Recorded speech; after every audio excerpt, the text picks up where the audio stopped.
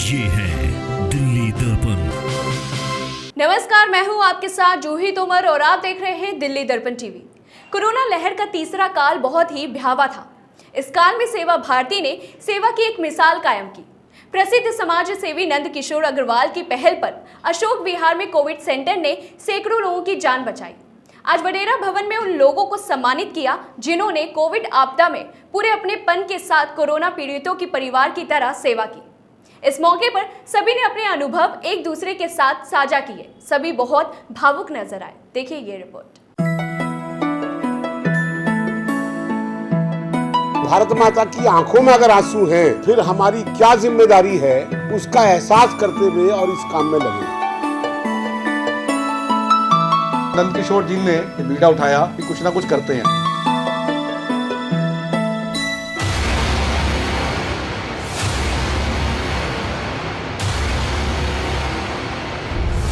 Corona की तीसरी लहर ने जो कहर बरपाया, उसने पूरे देश को हिलाकर रख दिया। हर तरफ मौत का तांडव। दवा और ऑक्सीजन की कमी के साथ साथ हॉस्पिटल में जगह नहीं मिल रही थी। ऐसा शायद ही कोई परिवार बचा हो जिसने कोरोना का कहर ना झेला हो। बड़े बड़े लोगों ने खुद को इतना असहाय कभी नहीं पाया।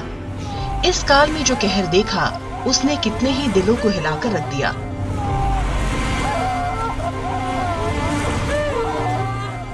इसमें अशोक विहार निवासी नंद किशोर अग्रवाल भी एक हैं।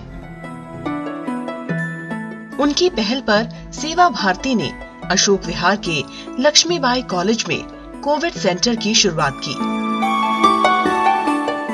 इस कोविड केयर सेंटर में हजारों लोगों को ऑक्सीजन, दवा, टेस्ट आदि के साथ साथ इलाज की निःशुल्क व्यवस्था की गई थी। इस कोविड सेंटर के लिए नंद किशोर अग्रवाल ने तन मन धन से सहयोग किया। हमारे मित्र, व्यापारी, रिश्तेदार, किसका फोन नहीं आया, कहां से खबर नहीं आई कि कोई ना कोई अशुभ समाचार आने लग गया था। तो ये लगा कि ये जिंदगी रहेगी या नहीं रहेगी। और पैसे की भी औकात हमें पता लग गई। पैसे की कोई औकात नहीं थी। लोग पैसा लिए फिर रहे थे, ना ऑक्सीजन सिलेंडर मिल रहा था, ना डॉक्टर मिल रहा था। सेवा भारती द्वारा संचालित कोविड केयर सेंटर में लक्ष्मीबाई कॉलेज, अग्रोहा विकास ट्रस्ट और नंद किशोर अग्रवाल की कंपनी और उनके स्टाफ ने भी बेहद सराहनीय काम किया। लोग इतने भयभीत थे कि उसे शब्दों में बयां करना भी आसान नहीं है। सेवा भारती के कार्यकर्ता महावीर मित्तल ने उस वक्त की स्मृतियों को सबके सामने रखा। महावीर मित्तल ने बताया कि किस तरह सेवा भावी लोगों ने 1 महीने से भी ज्यादा समय तक कोरोना से डरे बिना कोविड केयर सेंटर में घंटों घंटों तक काम किया। सेवा भारती ने उन्हें सम्मानित किया।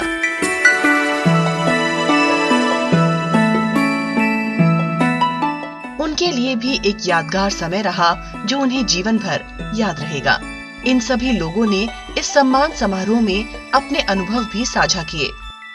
बड़ा अच्छा रहा, सारा परिवार दोबारा मिल गया बना करके और वो सारी यादें ताज़ा हो गई।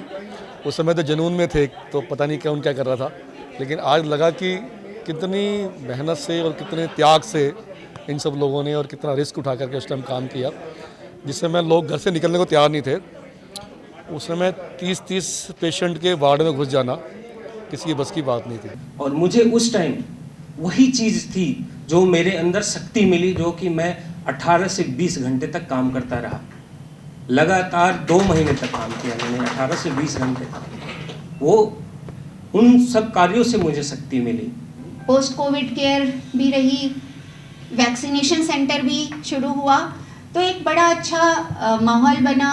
और आप सब लोगों के साथ काम करके सचमुच बहुत अच्छा लगा। और ये अवसर जो आपने दिया, इसके लिए आप सबका कोटिशः धन्यवाद। ये थर्ड वेव कैसा होगा, इसका स्वरूप कैसा होगा, इसका जो लक्षण कैसे होंगे, ये किस प्रकार के कुछ लोग कह रहे हैं बच्चों को ज़्यादा प्रभावित करेंगे, कुछ लोग कह रहे हैं कि इसमें बड़े बच्चे पेट में आएंगे, कुछ लोग कह रहे हैं इसमें 50% से ज़्यादा लोग प्रभावित हो जाएंगे।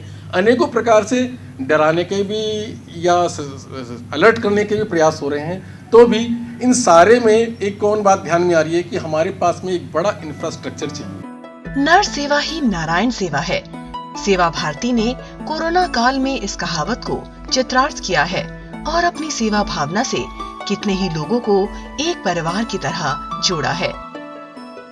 ऐसा परिवार जो ऐसे संकट में राष्ट्र और समाज की सेवा के लिए तैयार खड़ा है।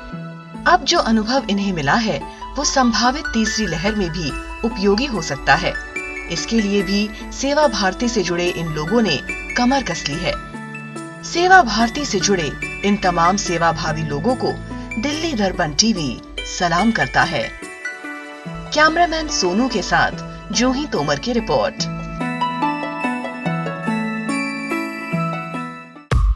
लेटेस्ट खबरों के लिए सब्सक्राइब करें हमारा YouTube चैनल या फिर लॉग ऑन करें www.delhidarpantv.com। खबरों की कवरेज और विज्ञापनों के लिए संपर्क करें इस नंबर पर।